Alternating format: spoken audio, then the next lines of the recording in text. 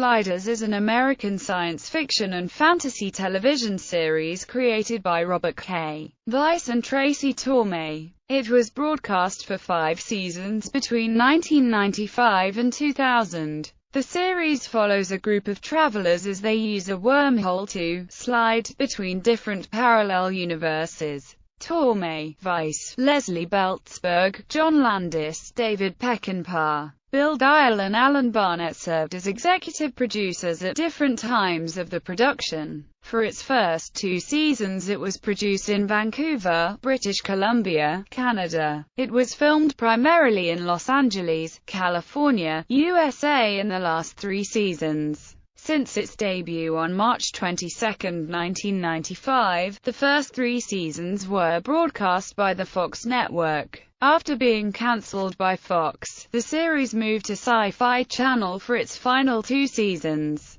The last new episode first aired on December 29, 1999 in the United Kingdom, and was broadcast on Sci-Fi Channel on February 4, 2000. Premise: Michio Kaku explains in the appendix of his book, The Future of the Mind, that the Slider series began when a young boy read a book. That book is actually my book Hyperspace, but I take no responsibility for the physics behind that series. The show follows a group of people, called Sliders, as they travel between different Earths in parallel universes via a vortex-like wormhole, hoping to return safely to their original Earth Prime. The vortex can only be opened at random intervals on each new world, monitored by a countdown clock on a portable timer that they carry. Failure to open the vortex in time would strand the Sliders for 29.7 years in that universe.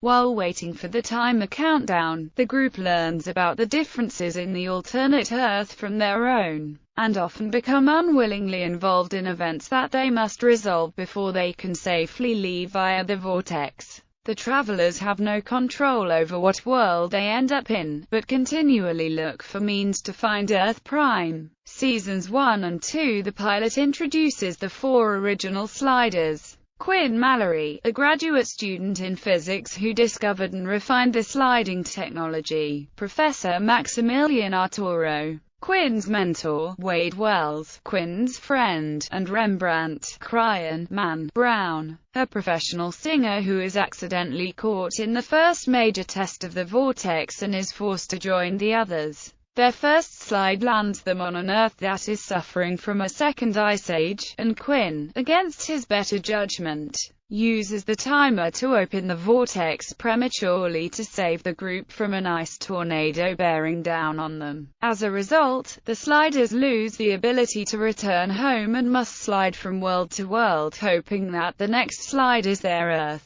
Many of the episodes in these early seasons focused on Earths that resulted from alternate histories, such as if the British had won the Revolutionary War, or if antibiotics had never been discovered. Within the second season, the 4 encounter a humanoid species called the Cro-Mags, who also have sliding technology but use it to ransack other Earths for slaves and resources. Season 3 saw the Fox network take more control of the show, moving production from Vancouver, British Columbia to Los Angeles, and setting a more action-oriented tone to the series, often based on ideas popularized by current films at the time, such as a tornado-themed episode inspired by Twister and a dinosaur-themed episode inspired by Jurassic Park. They also appointed crew members more amenable to their views, most notably executive producer David Peckinpah. During this time, Rhys-Davies expressed no interest in continuing his role, and eventually he was dismissed from the series by Fox. Within the show,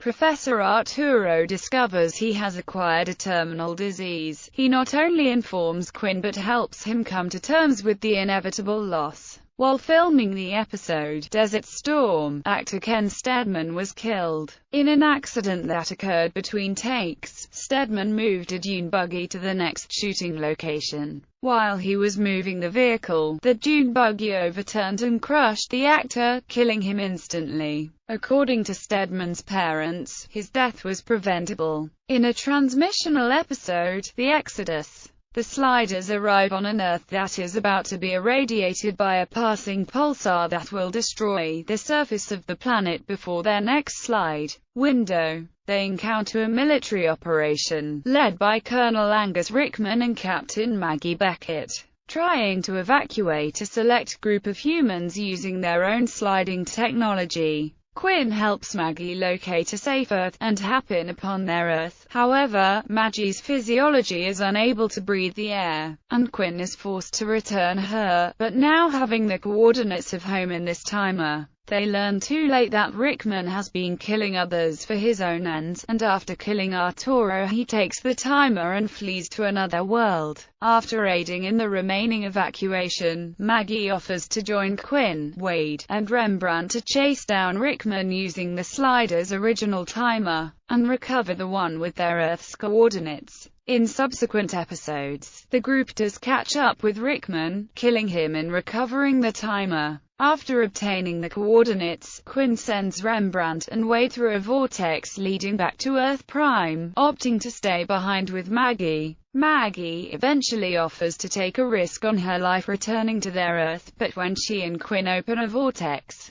they find themselves in yet another alternate Earth. Tracy Torme, the original executive producer of the show, quit after this season, citing conflict with the Fox network on the show's direction. One example is the episode The Exodus, described by Torme as one of the worst pieces of television ever produced, and the low point of the entire series. One aspect cited by Torme was the foregoing of Quinn and Wade's relationship, and, in The Exodus, Quinn is instead encouraged into a relationship with the wife of a scientist who is helping the sliders. Fox would cancel their run of the show after the third season. Season 4. Starting with the fourth season, the show was picked up by the Sci-Fi Channel. Within the fourth season premiere episode, Quinn and Maggie, after searching numerous alternate Earths for months, return to Earth Prime only to find it overrun with Cro-Mags.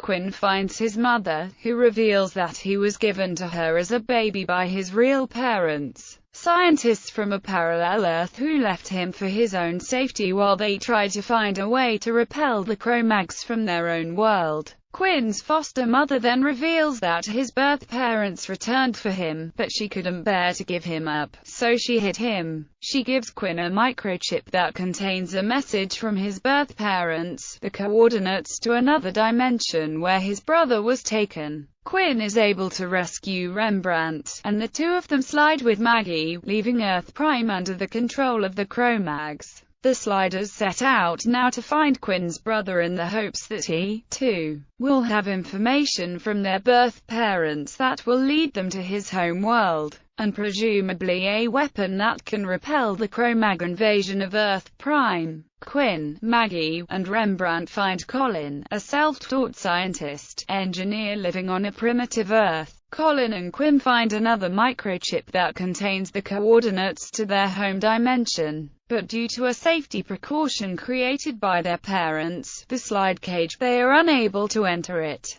The rest of the season focuses on their quest to find a way past the slide cage and return to their birth world. Iranian-American director Reza Badi is credited with directing a number of the episodes in this season, and his daughter, Mina Badi, makes a guest appearance in Episode 3, Common Ground. Season 5. The final season was an unexpected project from the Sci-Fi Channel, and with limited time and funding, they were unable to secure Jerry O'Connell for a full season. Without Jerry, they chose not to use his brother Charlie either. In show this was explained in the fifth season premiere when, during a slide, the personality of Quinn was merged with the Quinn of the Earth they were landing on, while Colin was lost to the vortex. This was the result of deliberate experimentation by Dr. Oberon Geiger, who becomes the recurring bad guy of this season. This episode also introduced the character of Dr. Diana Davis, who was assistant director under Drive Geiger and later became a slider. The merged Quinn, called Mallory by the sliders to distinguish him from the original Quinn, retained some of the memory and personality of the other Quinn, but this soon faded. Both Mallory and Diana would join Rembrandt and Maggie in searching for a weapon against the Cro-Mags, as well as trying to recover Quinn and Colin. Episode 11 briefly reunited the Sliders with Wade, who was trapped in a Cro-Mag experiment, but able to telepathically communicate with Rembrandt. She is able to help them to escape, but at the cost of her own life. The four Sliders eventually find the weapon that Quinn and Colin's birth parents had developed, though they learn that its use will kill the ecosystem of any Earth it is used on. In one of the last episodes, they attempt to separate Quinn from Mallory, only to find out that it is not possible without killing one of them since they have been merged for too long. In the final episode, the Sliders discover a virus that is fatal to Cro-Mags only. Rembrandt willingly injects himself with the virus and slides alone back to Earth Prime to fight the Cro-Mags, ending the series in a cliffhanger.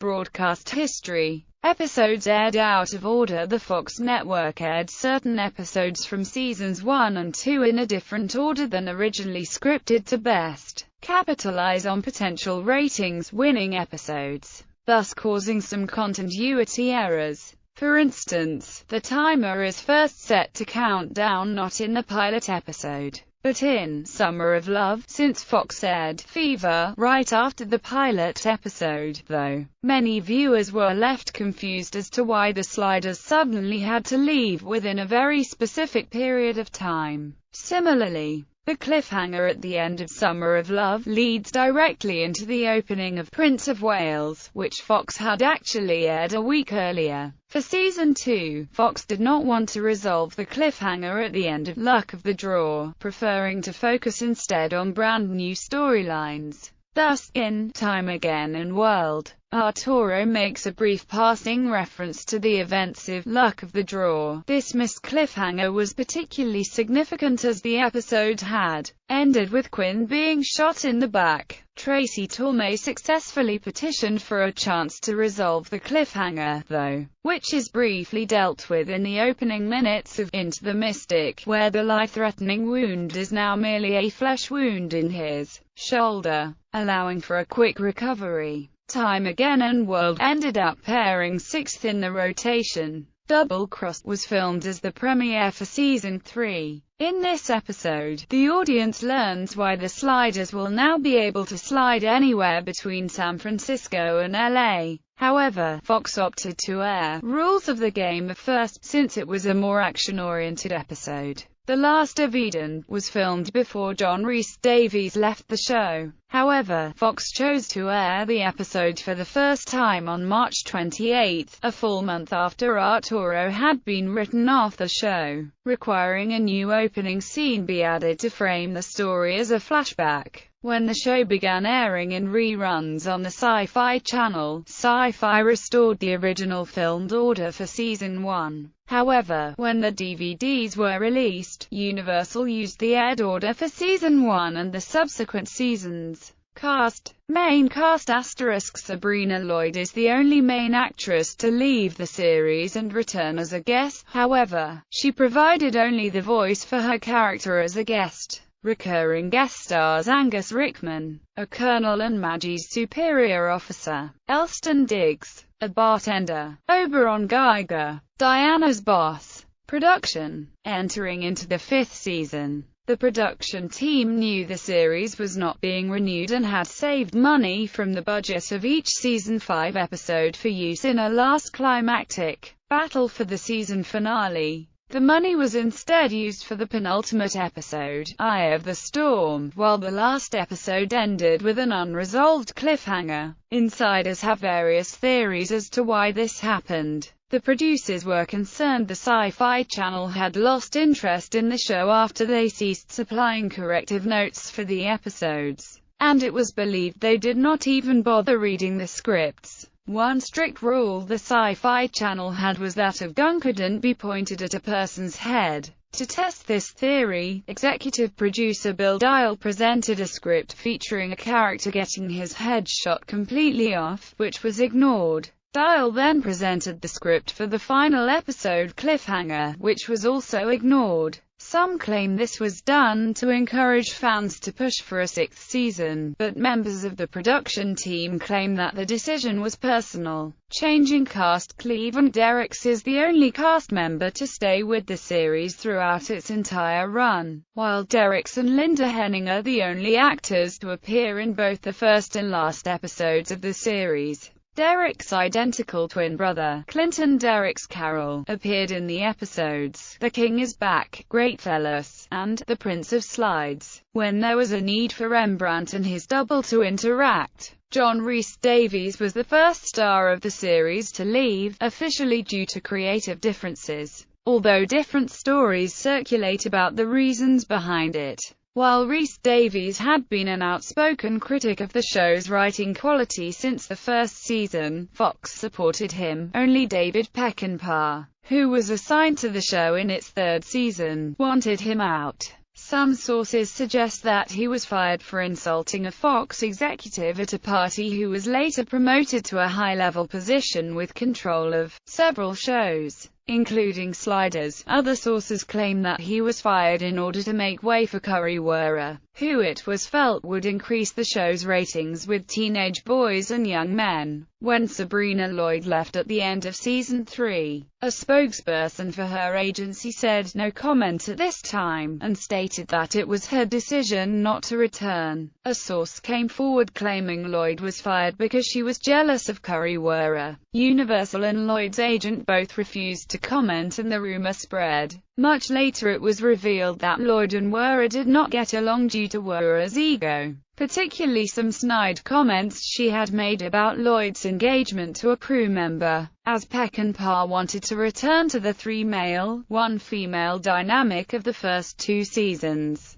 it was decided Lloyd was no longer required after she asked for a raise. Her character's fate, to be trapped in a Cro-Mag breeding camp, was allegedly Peckinpah's idea, and one that was pushed through by him alone. As a result of public pressure to elaborate on what happened to Wade after she disappeared, the producers asked Lloyd to guest star in one season 5 episode that was to focus entirely on Wade. Lloyd requested $40,000 to appear, the same per episode salary Derricks was receiving and $20,000 more than Wurrer, and the idea was scrapped. However, the episode she was to appear in, Requiem, was fine-tuned to answer this question without her. Lloyd ultimately provided voiceovers for the episode, and a stand-in was used. When production moved to Los Angeles, the recurring characters were dropped due to the expense of flying them from Vancouver to Los Angeles for filming. Bartender Elston Diggs was brought in as a recurring character for 6 episodes, but Peckinpah eventually rejected the concept. Logan Street Claire was created to be a recurring character, which is evident in the episode's dialogue, but only appeared once. Fox did not believe she was sexy enough and requested she not appear again. Jerry and Charlie O'Connell left the series to pursue film careers, and because Jerry was denied an executive producer credit on the series when he left, they informed Charlie that they would no longer require him either. The brothers leaving the show upset many fans, and Tracy Torme was asked what could be done to win him back. This resulted in an unsuccessful effort to bring back some popular previously recurring characters. The producers negotiated with John Novak, Alex Bruhansky and Lester Barry for their return in season 5. Zoe McClellan was scheduled to appear again, and Jason Gaffney from season 1 was confirmed for 4 episodes including the season finale. However, none of these guest stars appeared. Why Benish didn't appear in the 5th season is one of the biggest behind-the-scenes mysteries of the show. Changing staff. The series co-creator, Tracy Torme, has often been critical of the direction the series took in the 3rd season. David Peckinpah was brought onto the series in the 3rd season. Peckinpah has been derided by fans, who argue that his involvement caused the show to jump the shark. Despite new executive producer Mark Scott Zicree's decision to restore Tracy Torme's original, alternate history premise for the series in season 4, connection to other works, parallel universes and popular culture. The plotlines in Sliders are all set around the idea of a multiverse, where the outcomes of non-deterministic quantum processes result in the splitting of reality into multiple universes, each existing in parallel. There has also been speculation that Sliders was inspired by George R.R. Martin's 1992 ABC pilot Doorways, in which the main cast were fugitives fleeing through parallel worlds, while carrying a device that tells them where and when the next doorway opens.